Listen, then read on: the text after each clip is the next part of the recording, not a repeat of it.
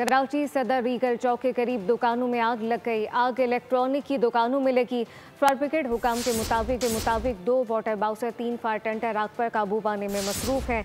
कराची सदर रीगल चौक के करीब दुकानों में आग लग गई। आग इलेक्ट्रॉनिक की दुकानों में लगी है। फायर ब्रिगेड हुकाम का ये बताना है कि 2 वाटर बाउसर 3 फायर टेंडर आग पर काबू पाने में मसरूफ है। तफसीलात मोहम्मद काशान से जानते हैं। काशान, बताइएगा ये आग किस नौइयत की है?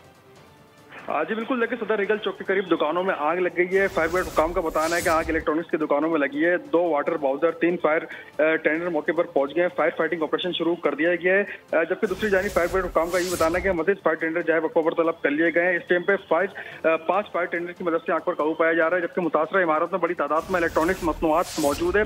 रेस्क्यू 1122 से भी मदद तलब कर ली गई है। एक स्नार्कल भी जाए वक़्त पर तलब कर ली गई है।